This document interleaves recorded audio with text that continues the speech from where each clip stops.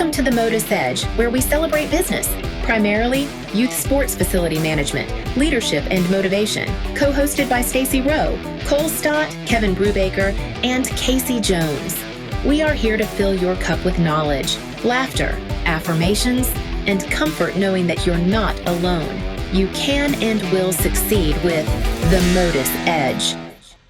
Hi, and welcome to the MotUS Edge. I'm Stacey Rowe, here with Cole Stott, Casey Jones, and our special guest today, Dennis Worley, who is also a pioneer of All-Star.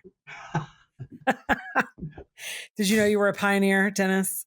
I did, because they made me stand on stage at Disney while dancers danced around me to Irene Cara. What a feeling. Oh, my goodness. All right. So welcome, Dennis. We're excited to have you today. Tell us a little bit about your beginnings in All-Star. It's an interesting beginning. I was coaching high school in North Carolina, and Kathy Bucky, who had champion All-Stars down the street from me, had her kids on her teams that went to schools in Cary and the outer line areas of Wake Forest, who were now very upset that they were losing to downtown Broughton because they had a new coach. And so they had sent her to find out. And so she came and she gave me a little brief introduction to All-Star. I very quickly knew that the amount of time it took in All-Star was a full-time commitment.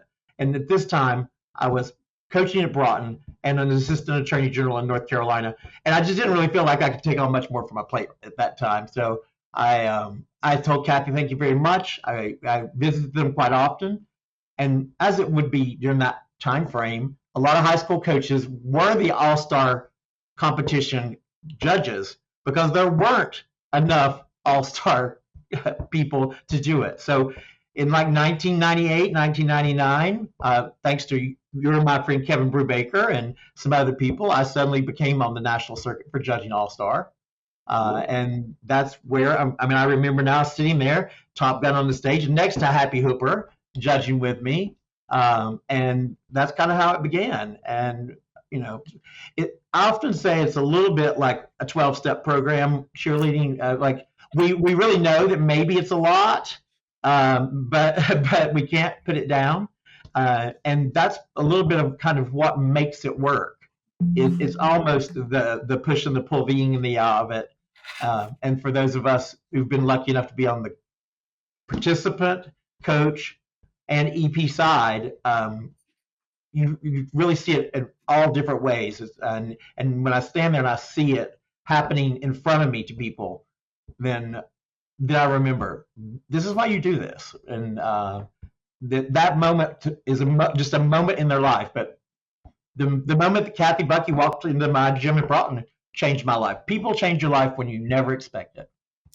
Question of the day, Dennis, I got to ask you. So you coach Broughton High School. Are you the one that coined the phrase, "It's already been Broughton"?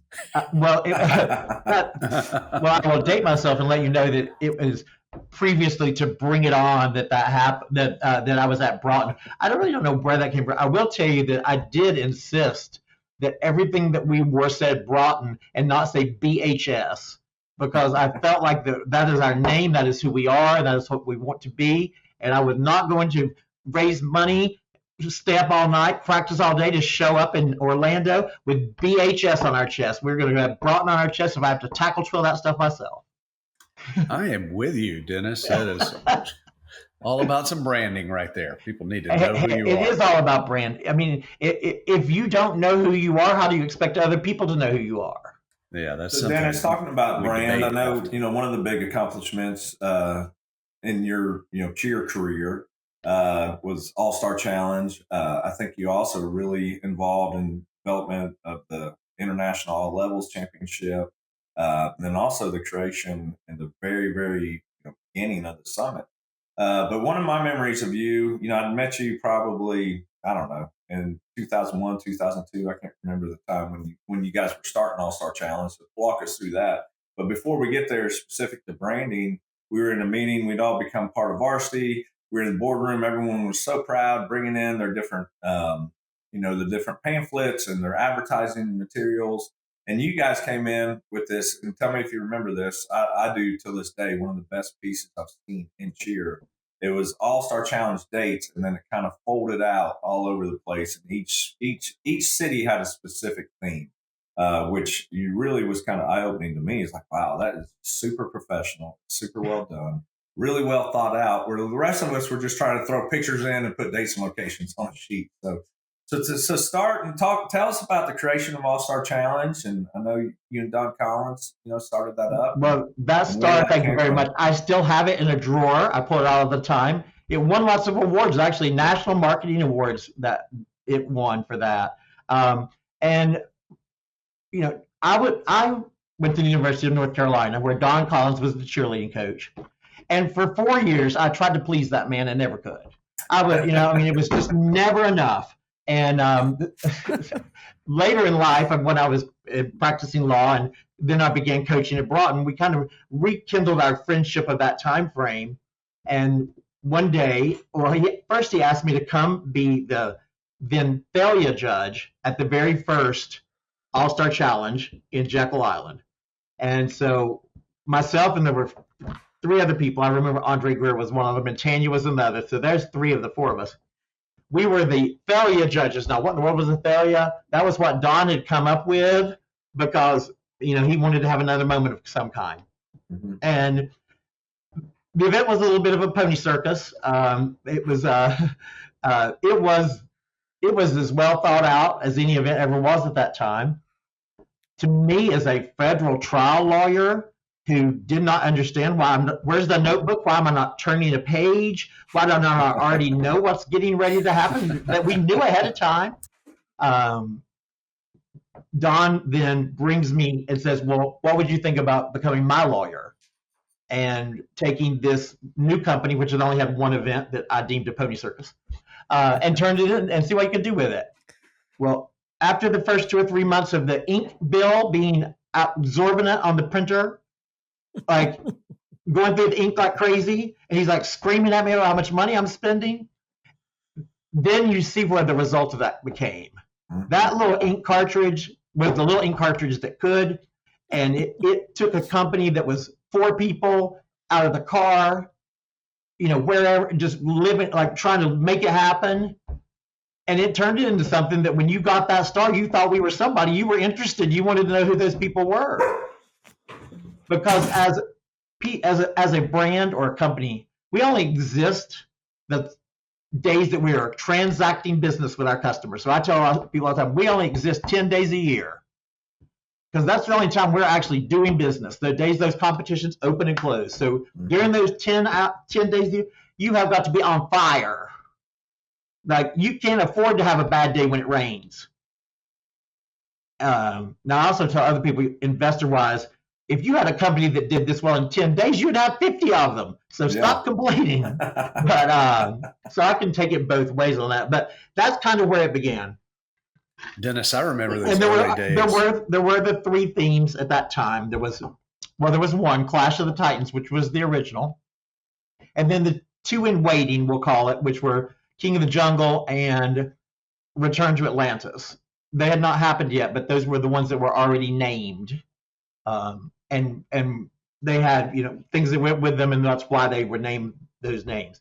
Then the next year was the first Battle Under the Big Top, which was the first ideation that I took from conception. The others were kind of already happening a little bit, but I took that one from the conception, meaning what color, how do you do that? And when it was just recently, the 20th anniversary, and I was sitting, like, I watch on my TV in my living room a lot, like with all, and you can see on YouTube and stuff where all the suggested ones come up and your whole screen fills with stuff. When I looked up and the algorithm, meaning not just myself, but the national algorithm was producing that result. Look, it's everywhere. And I could see across all of that, the consistency, like I saw the consistency, I saw the look, I saw, and that really was a lot for me to handle kind of that day. I mean, I'll tell you, I had a moment a little bit here in my living room by myself. And then people sent me stuff, like people sent me the anniversary, people listening, this is the anniversary pin. It says 20th anniversary. I mean, and I started thinking to myself, at first I was sad a little bit because I was like, oh, look, there's my people doing their thing and I'm not. But then I realized that that's not who I am.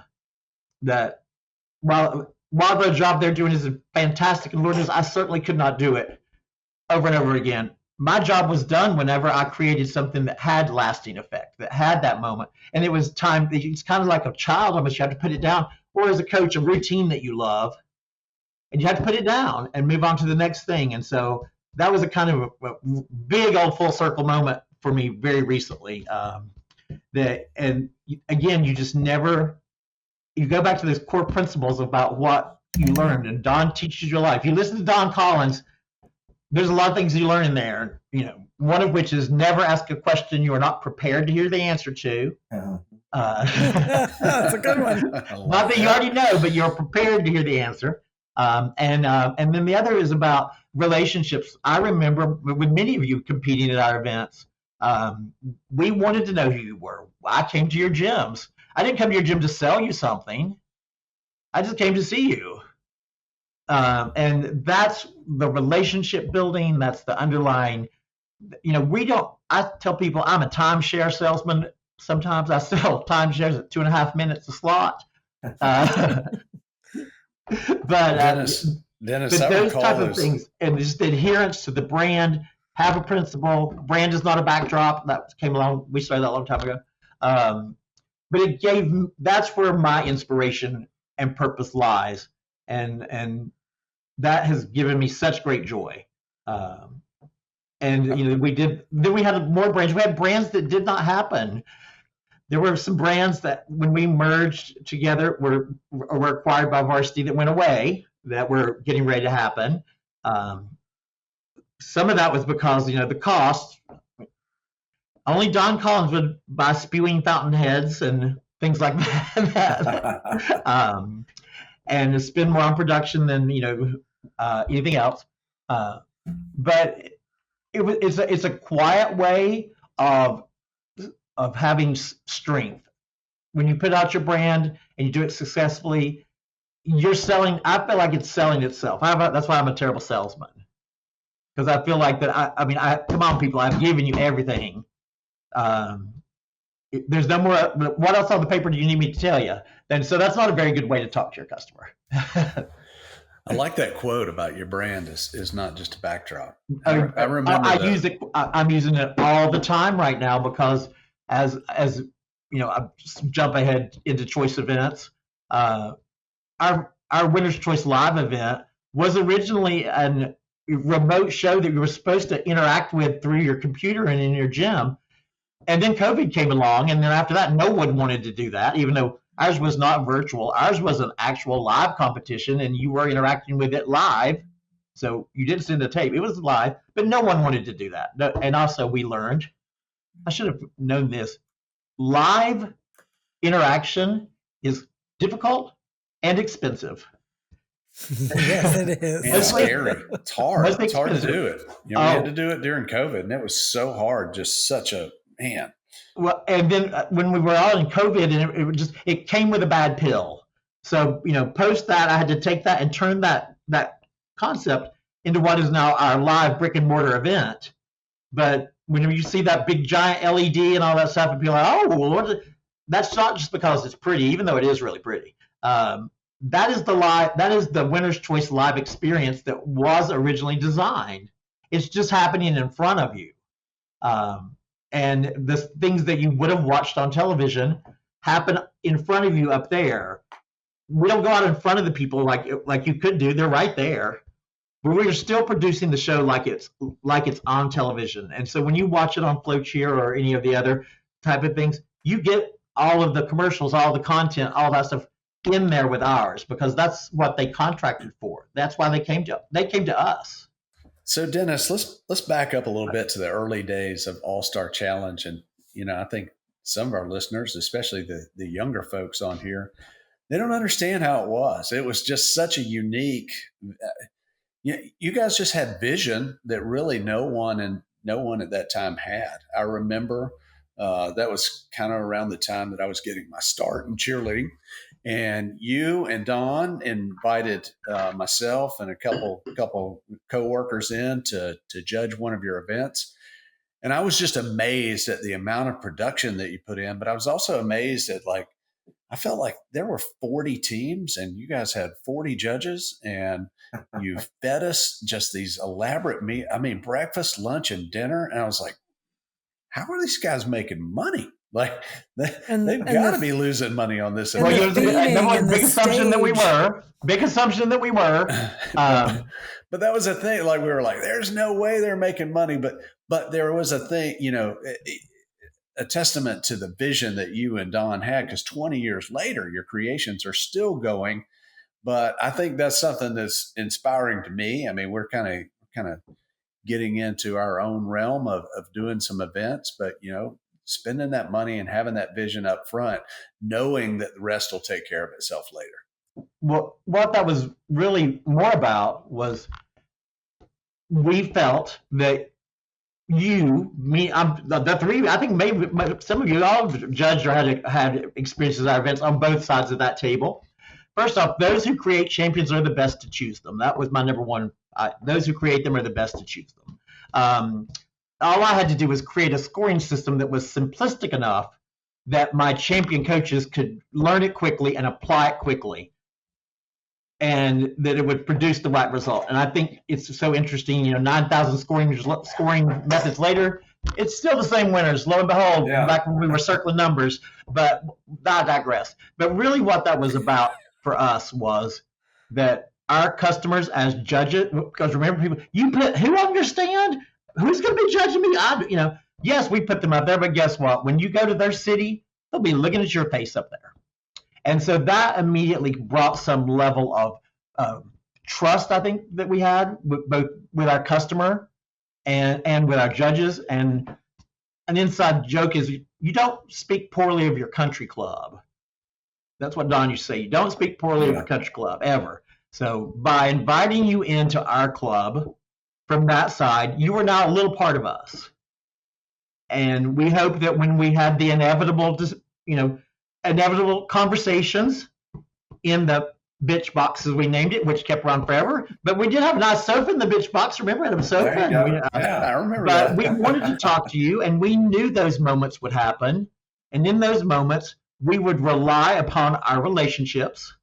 And so when we told you things, you would even if you didn't believe it in the moment, maybe I will remember very vividly a really very aggressive, energetic conversation with Kristen and Victor at Top Gun. Thereafter, I walk it out, and they're standing by the door, and I was like, "Do you two need a ride?"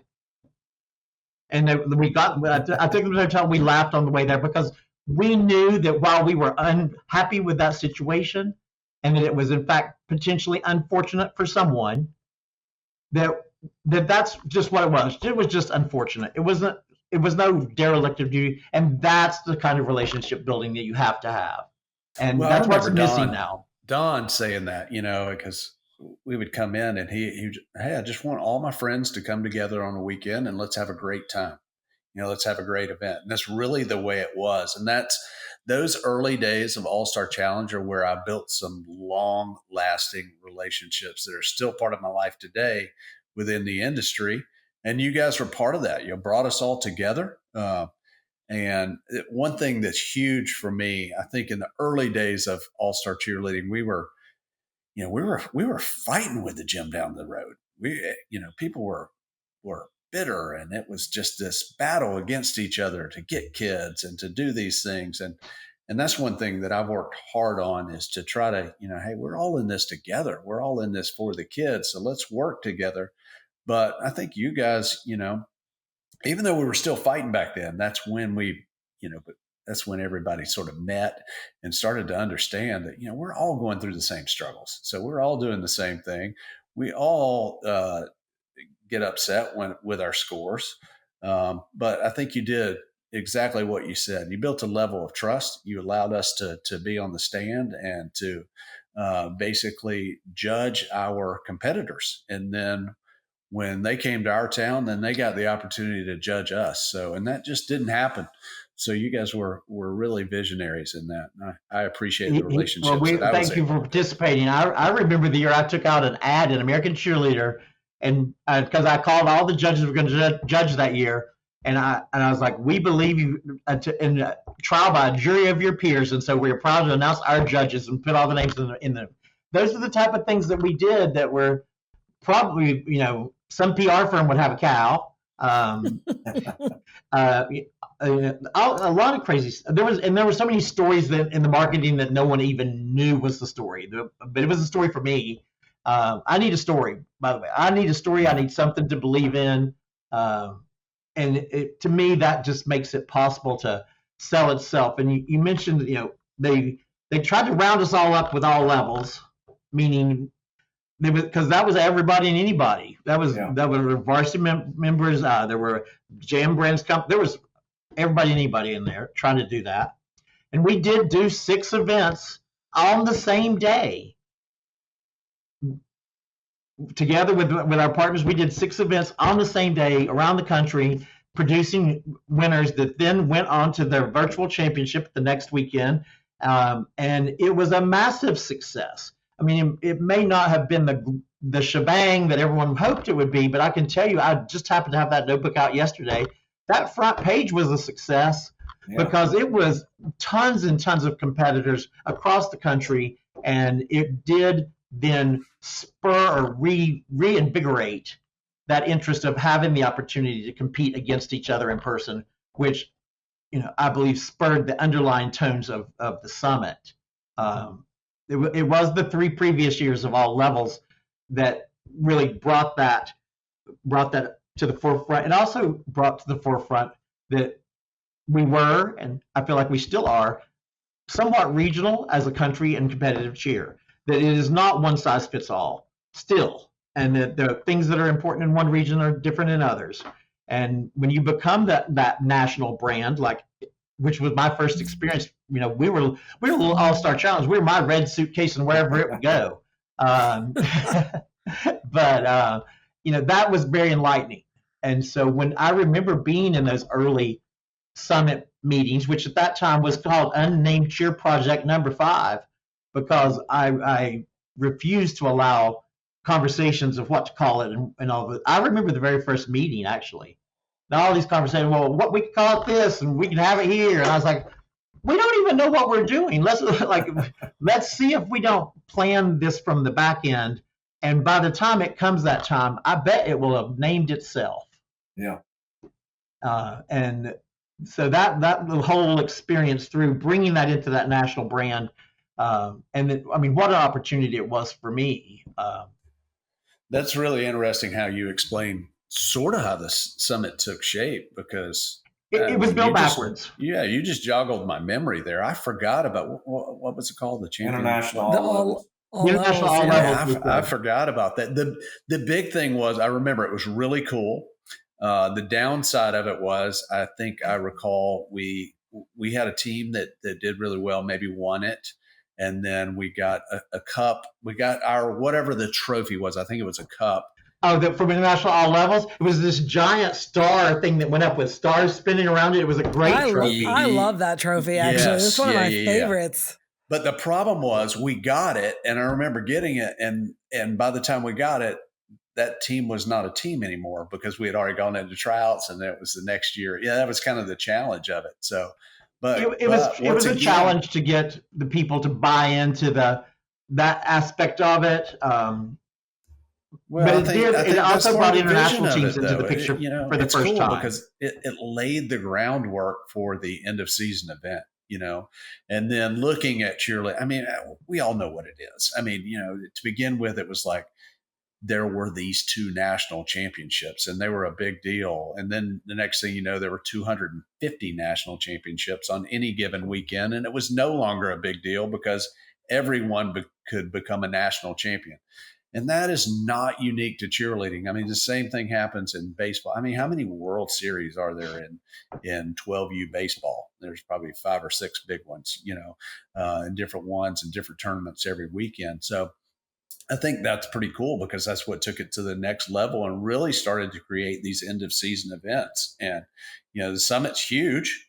and really one of the pinnacle events. But there's plenty of others as well that are really well known, and that's what people are doing. They're striving to make it to these end of season events. So pretty cool vision there of how that got started. There's always the unanticipated consequence of everything, and some of it plays out over time. And because we're the reaction now is really a reaction to something from 2 years ago, because of the length of the cycles and the things that happen. So the summit, having its 10th anniversary, so many things that it has done, but it is what it is because of what it is what I say. It became it's a unique opportunity because of the way that it happens, where it happens, when it happens, how you can grift off of all this other stuff going on around you. And that's true of any kind of organization that maximizes their opportunities. And so if you're looking for that to happen somewhere else, it really, really can't, because A, it just can't, and B, because the cost will be so exorbitant. Something great somewhere can happen, but I get people who call. I mean, before Robin, I would get calls every other week or so. People calling me up, wanting me to come work for them, and they would say, "Well, we want something that's kind of like," and I just like, let me stop you right there. I was like, Dennis Worley don't do kind of like. So if you would like kind of like, I said I can either give you a list of people who could do kind of like, or I can give you one of the notebooks over here that by about the 5th year, it's kind of like read the cookbook. You could probably do it yourself, but that is not what I do. And nor could you really afford that. So, and I'm not trying to be, every day cannot be the pinnacle of cheerleading. We do it every weekend. That's a year-long thing. I do laugh a little bit sometimes, or not laugh, but internalize. You mentioned like back in the day when there were the big competitions, and all of us, I mean, I remember wanting to be that person, and now I am there, and then I'm near that person, and oh my Lord and behold, now I am that person. But I was all about that. I jokingly talk about wearing the NCAA jacket in the desert. Don't care if it's in the summer, they're still going to wear it. And I was at Spirit Sports in Palm Springs one year, and I look, and they're coming over the dunes. There's like 6 kids in those big heavy jackets. Yeah. I stopped them and took a picture. I said, because I said they would wear it in the desert, and they are. But it's not the jacket. I had to tell people one time, I said, it's not the jacket. It's what the jacket means. Yeah. And so if you're out here trying to create the next jacket, it does not matter what it is. It's what it means. I think the Summit ring is an example of that. That was a one bam and a hit. So those kind of iconic moments that are linked to iconic memories are what make it happen. And I think as event producers now, we are who we are because of who competes with us, not because of who we are. It's about the experience we're creating for others. It is not about some kind of idol worship.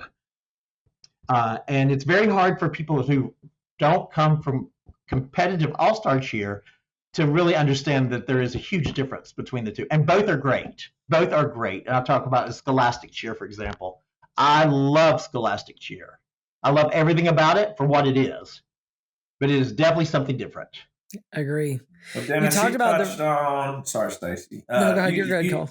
You touched on, in the early days of All-Star Challenge, is bringing different coaches from different programs together. And even though they competed, against each other on the weekends, but could coexist and judge beside each other, work together, understanding that this is for the greater good. It's really what we're trying to do, 20 years later with MotUS. So Casey, why don't you tell us about MotUS? Yeah, absolutely. Love to. So MotUS is basically a community of gym owners working together to help each other grow. As a member of MotUS, you get access to our Gym Owners Vault, which includes templates for every aspect of your business. We continue to add new resources constantly. In addition, you're added to our private VIP Owners Facebook group, as well as the opportunity to join monthly webinars geared towards gym owners. You also receive amazing discounts from all of our affiliate members, the Cheer Expo, Choice Events, All Out Brands, TSN, Infinity, Vault Event Media, Cheer Sounds, Bookshop Fundraising, and many, many more. Join the movement today at www.joinmotus.com. That's www.joinmotus.com. And with that, love for all of you to join MotUS, and you get to hear our great podcast and things like that, and you get to hear my wonderful dad jokes. So today's dad joke is awesome. What did the alpaca say to his date? Stacy, do you know what the alpaca say to his date? I don't know. Dennis, you got a guess? What the alpaca said about the lunch? What did his alpaca say to his date? Do you know the answer? I do not know the answer. Want to go on a picnic? Alpaca lunch. Oh, Lord. I'm confused as to what that lunch would be. Was that a lunch made by an alpaca, or is it a lunch of alpaca? I'm not sure. It wouldn't be as good as the lunches that All Star Challenge provided for the Meals with flames. Meals with flames. Don would say must have flames. Meals with flames. So when you went in there, there had to be like things in the sterno with lights underneath it. Flames under it. The Cheer Expo had an awesome lunch the other day at our event. That was pretty great. Yeah, it was so good. Yeah. It was so good. All right, Dennis. So tell us a little bit about, back in the day, we all remember it was kind of the Wild Wild West, and you talked about All-Star Challenge and how you guys created your scoring system. And for a lot of our younger All-Star, coaches and gym owners, they may not even know, or remember that kind of was the way it was. Every brand sort of produced their own score sheet. So if you as a gym were going to compete with multiple brands, you had to navigate through that and change your routine every weekend. And so to combat that, I feel like, that's how the NACCC and the USASF got started. And I know that you were a huge part of all of that in the beginning and doing a lot of rabbit holes with the score sheet. So tell us about that. Well, this segued kind of out of your MotUS conversation into this whole world. And, there were bright lights, big cities, big dreams by myself and the 5 board members of the NACCC at that time, Joelle and Elaine from World Cup, Kristen and Victor from Top Gun, and Jamie Parrish from Georgia, and me, their lawyer, and guard dog, and they had the first thing was we just wanted some rules that were the same because we were trying to change them all the time, and also because we felt like that there were some things that we wanted to do that we were not going to be allowed to do unless we got together, and so rules was one. The other was at the time, which was a big deal, which was waivers. Unified waiver was a big deal at the time. Oh my God, I forgot about the waivers. You'd have to have the waivers. And then the third thing was about the divisions and them being the same, and that they reflect some kind of reality, which we've strayed very far from. But at that time, those big dreams were all lumped on us. And all of us, mind you, this was like the hobby. So this dream that everyone had of it happening, like much of the things that MotUS has picked up now, was all part of the original dream in some way, but it was more than people could do. I mean, it took full-time dedication or full-time opportunity to do these kind of things. And so we tried to stay focused on those little 3 things. Also, I knew that I could have people prepared to talk about their 3 things. So when we'd have meetings and stuff, I'd make sure every person knew their thing, and jokingly, and I'll share this, it was just recently, Hot Shots, it was the 20th anniversary of our meeting of the NACCC with the event producers. And I went to Chris, all of them, and I said, listen, if they say anything else, the only answer will be, we will be happy to discuss it. Like, don't air it here in front of everybody. Happy to discuss it. And so I made little buttons that said, be happy to discuss it. I said, I'm still happy to discuss it. And I took it and I gave it to all of them. And it was kind of like one of those little kind of moments that we had amongst ourselves. But And then All-Star Challenge scoring. I mean, a lot of that was that Don wanted all that stuff. He wanted to judge your costume and judge your music. And there was the 75 points that were the skills page, and there was 75 subjective points on the purple sheet. And that was, I wrote that at the time, and achieving that balance is the All-Star Challenge, which I say was worth millions of dollars now. Somebody needs to pay me for that tagline. But I've always felt that, when I went to coach at Broughton, was I the best coach ever? Probably not. I really didn't know what I was doing, but I did know how to study, and I did know how to look at what was winning, and I did know how to accept what I saw. Doesn't mean I agreed with it, but I accept what I saw. And so that's when I kind of first forayed into really trying to have a deep understanding of scoring and judging. And for those of you who judged at All-Star Challenge, you know that every time on Friday night you listened to my PowerPoint, whether you had judged once or whether you had judged 5,000 times, you still went to the PowerPoint, you still listened to it. I used to try to change it up, but that was the rule. Don't care how long you've been judging, you went to the PowerPoint, and we talked about new current trends, things that are happening.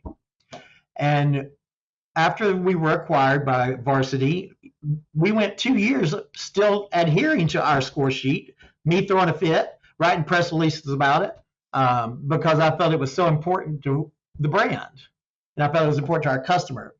Well, then as would have it, as the tides pushed against the All-Star Challenge theories, some customers were not as happy as they were. So it did change.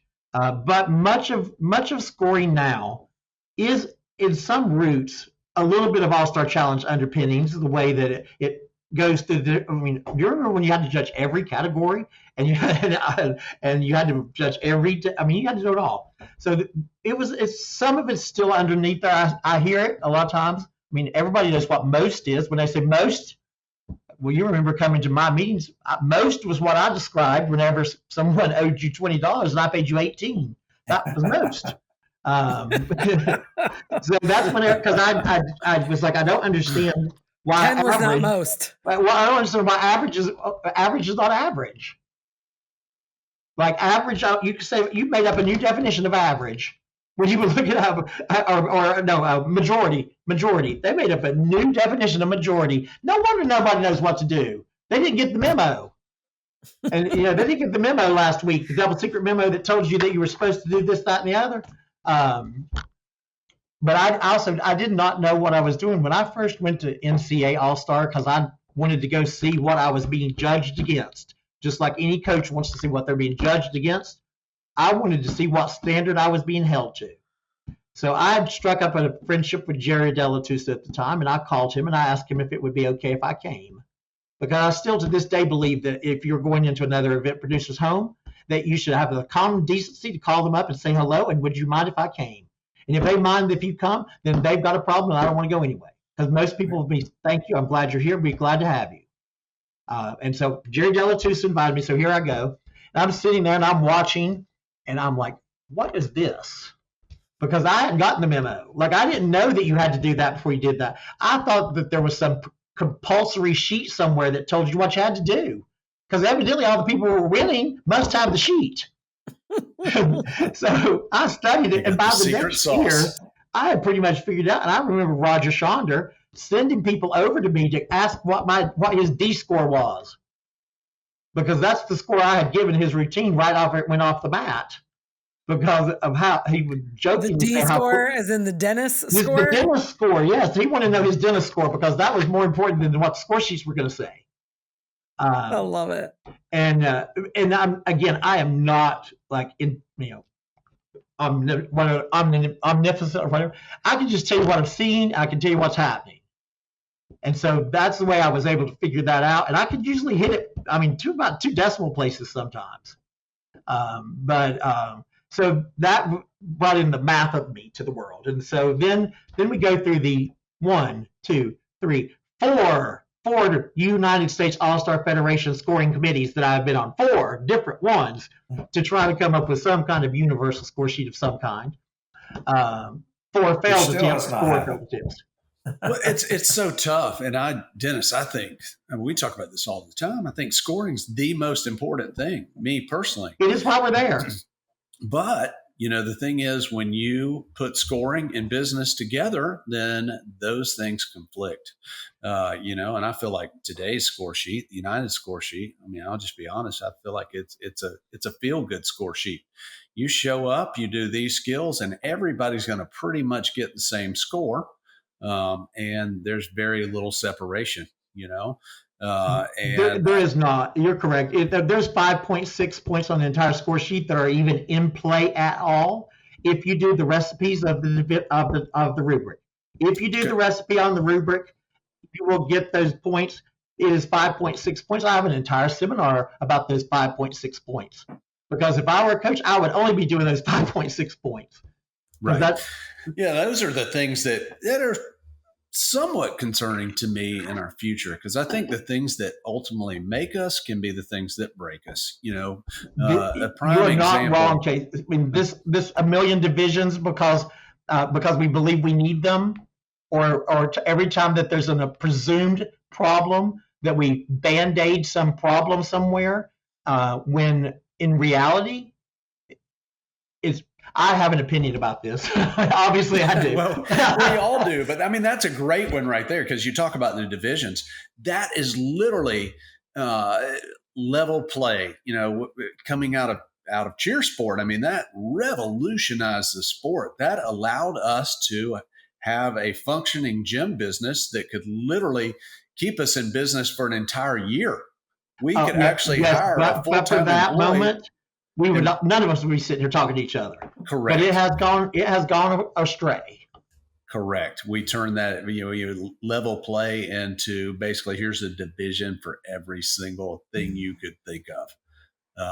And that's a little. I think at the end of the day, scary.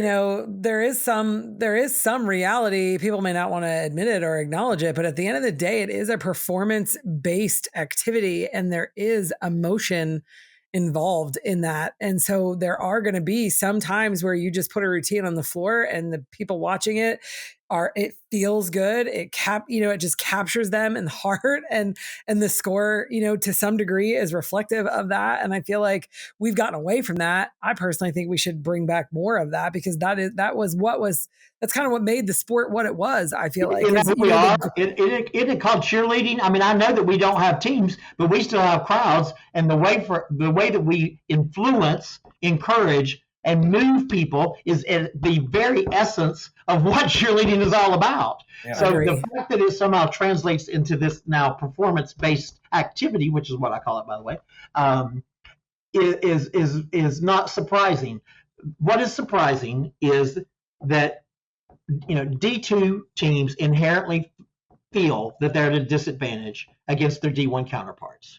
Smaller teams, they operate at a disadvantage compared to their larger counterparts. These are things that are common themes that we hear, and are the reason that we have 72 divisions. And when you split that into D1 and D2, I had a competition with 189 teams, and 37 divisions were one night only performances.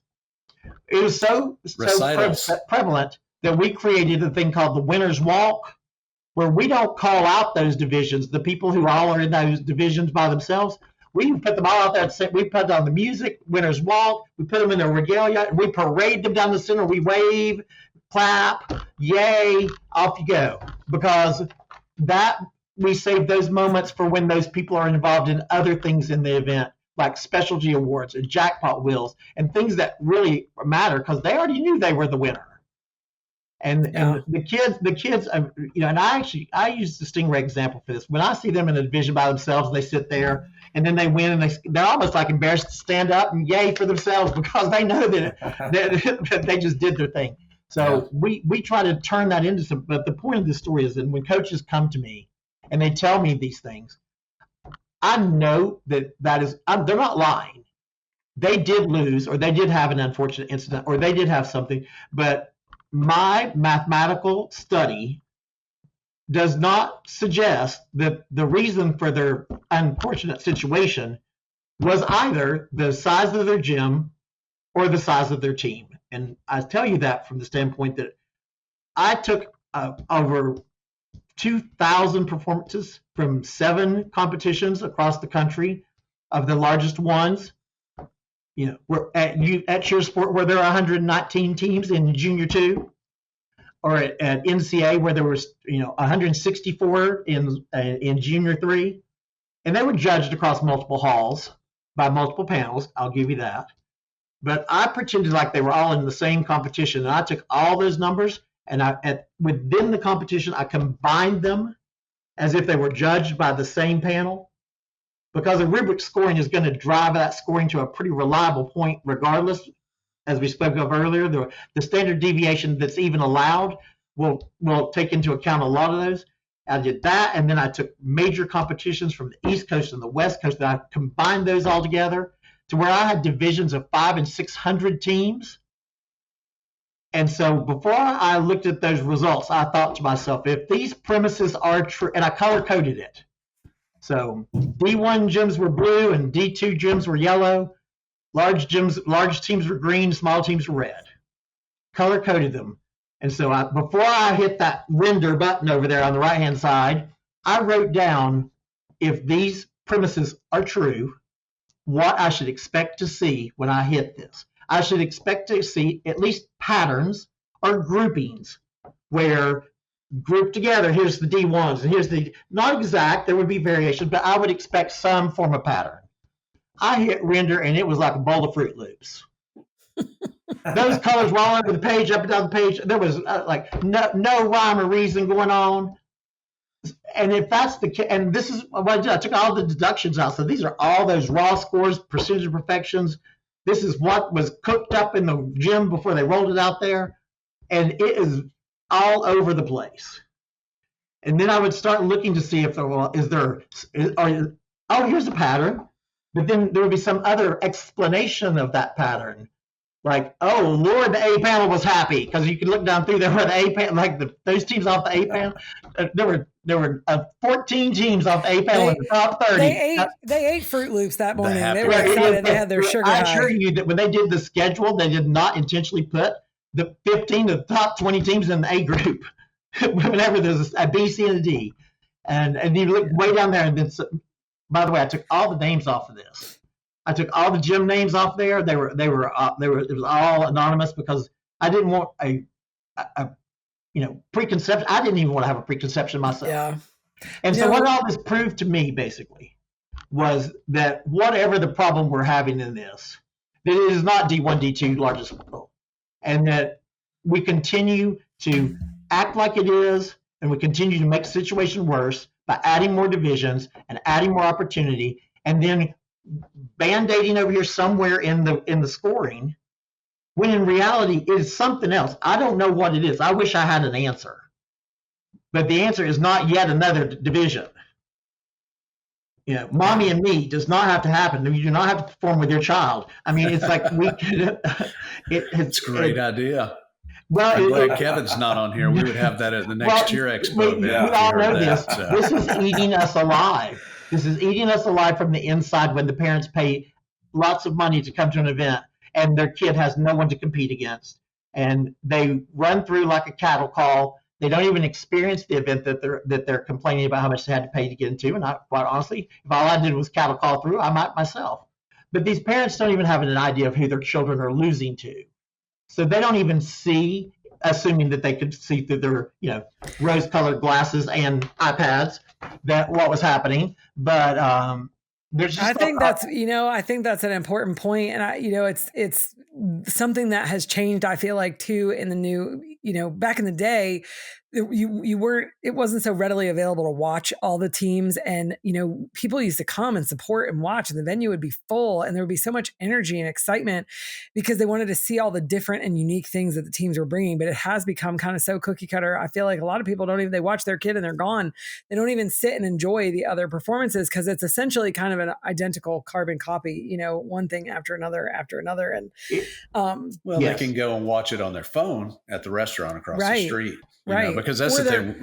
We used to have parents, and they'd show up at 8:00 in the morning and stay until 8:00 at night doing their own score sheets, because they wanted to see how close they got it. Yeah. Or they're watching through their iPad, like Dennis said, or their phone, recording it. It's so true. I mean, shoot, I used to do it too, because you want to capture the moment and have it for later, but you're missing it in the present. One of the things that we do, one of our partners at MotUS does, which is really awesome experience for cheerleaders and a way to kind of bring back the fun, is the CheerFest Summer Camp. You can attend the premier residential summer camp for cheerleaders of all ages and levels. CheerFest has top professional instructors from across the country. Campers age 7 through 17 will learn from and train with the best at CheerFest.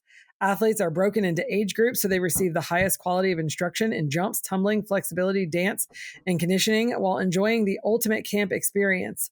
Join us at CheerFest for 6 fun-filled days of cheerleading and activities while making lifelong friends and memories. Register at cheerfest.com. That's CheerFest.com. It really is actually a pretty awesome camp, and it brings back the fun. And you talk about those moments and those memories, Dennis, that kids make. It's such an awesome experience and an awesome time for cheerleaders to grow in a different way and really make friends and connections with people from all across the country. Casey goes and spends the week. He's the camp dad, builds the campfires. You can hear all the dad jokes that week. I know. I love that place. I could move to summer camp. Yeah, it's awesome. It's awesome. You'll have to come check it out one time, Dennis. And I could imagine Dennis in the woods, though. Dennis in the wilderness. I'm not really sure. How does that go together? I don't go to a hotel and stay on a floor without an ice machine, okay? Like, I want to be on the floor with an ice machine. We do have an ice machine at camp, though. We do have that, actually. No, you're so much of what is past is valuable. And I mean, that's kind of, I'm not, if I'm off script, but like you can see behind me in the blur, that's my vision board for Bring It, which is our new brand, which is coming. Yeah. And I start seeing it like that. Once upon a time, there was a whole wall of Summit. Now back here with Bring It. And I jokingly say about Bring It, it's some things old, some things new, lots of things borrowed, but at least one thing blue, because that's the logo's blue. And it's really about that. It's about trying to bring back some of the things that of the older days. Coupled together with some new things. We just, at our Foxwoods event, we just auditioned part of it. It was the light-up wristbands that the parents and spectators get that change to the colors of the teams on the floors whenever they're competing. Oh, cool. So like when a team goes out there green, everything's green. And that's part about Bring It. And Bring It is all about bringing your spirit and bringing your colors, because we're nothing without you. It's my whole concept. And that I love it. It is all focused. Bring it as part of Choice Events, right? That's who you work with. Bring It is our new brand of Choice Events. I'm gonna have to write a new song, because the other Winner's Choice song that we have, which I did write, by the way. Awesome. Are you a songwriter or are you a singer-songwriter? I wrote the lyrics. The guy who wrote the lyrics wrote the music and the tracks for Eye of the Tiger, wrote the soundtrack. I wrote the lyrics. Nice. Awesome. So it has that 80s driving little beat behind it. You hear it in the music. I know it was on purpose, because I told Robin, I was like, we need a driving 80s rock song. We need some nostalgia up in here. Oh, yeah. So it's so funny. Within the first event you start seeing people singing, like be bopping along to it. I was like, if I had Scooter Dave, whatever his name is, I probably could have my own album out there like Taylor Swift and written a song. But Bring It is about that. It's about doing these things that are, new and different, but old, and then taking modern technology and applying it. We'll see. It's very interesting to be trying to push the envelope in this area. And at Winner's Choice, in the past, I would say things like, we talk about the Winner's Choice difference. I think you probably all listen to me talk about the Winner's Choice difference all year on MotUS calls and seeing it in emails. Well, different only matters if somebody picks it. Yep. And so I have flat gone to this point of saying this. Coaches out there who are railing out there that you want something different, that you wanted this or you wanted that, then go support the people who are trying to give it to you. And if you don't know, then I certainly don't know how to give you what it is you want, because you can't even tell me. But I assume that if we could get you to support it, then maybe you could come and it'll be great, or you'll hate it. You'll tell me how to fix it or something.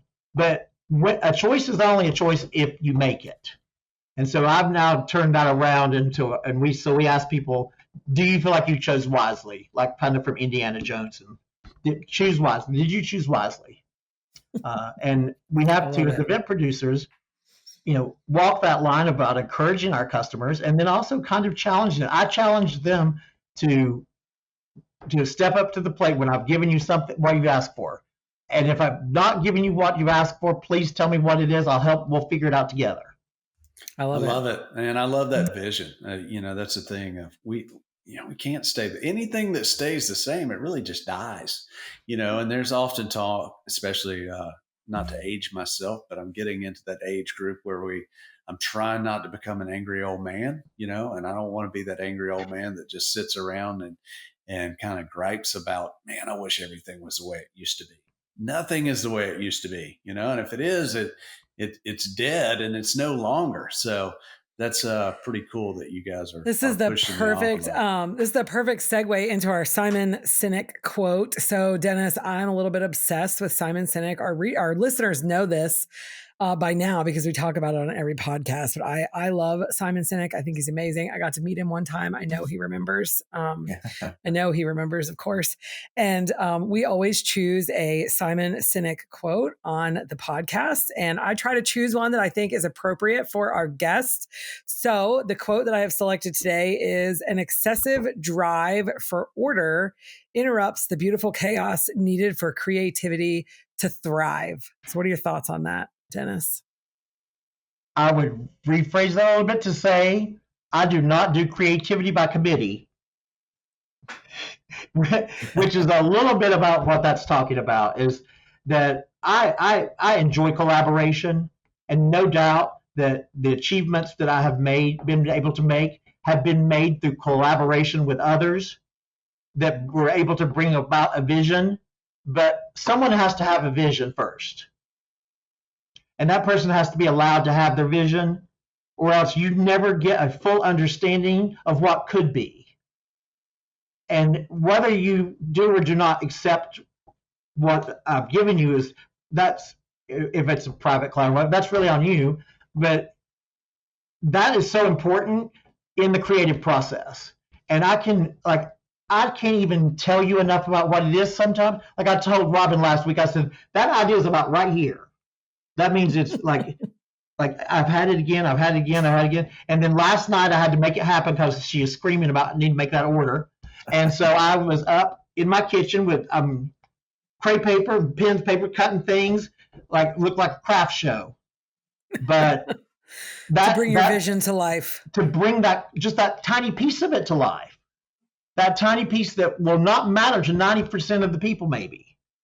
But when they feel it or they see it, then it will be part of that moment. And that will be part of what drives that memory. So that quote, I agree. But the reality is that order has to have some kind of guidance, because some creative people are in analysis paralysis. Agree. And they cannot get to the point where they can put it out there. But I can't sit down and go, be creative. You got to go when it happens.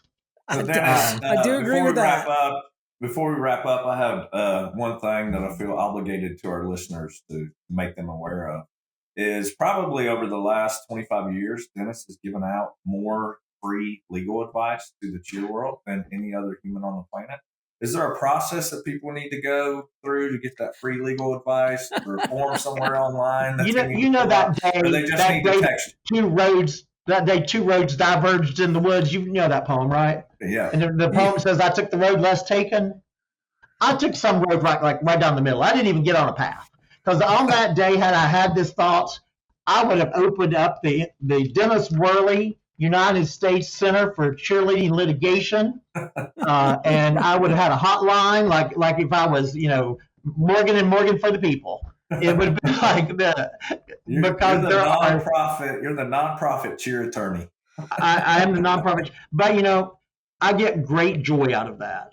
I spent a lot of time, a lot of energy, and a lot of years in that law school and getting that diploma, and it was great. I had a great career. I had almost too great of a career, quite honestly, because very, very, very young and early in life, here I am, 27, 28 years old, at the United States Supreme Court with issues that matter. Issues that matter. And that was a lot to deal with.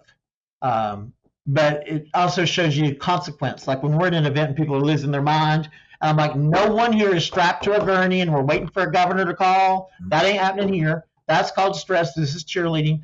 But that drive and that opportunity to help people, I get great joy out of that, because I do feel like that maybe that moment, that day, I might be the only person who can help them.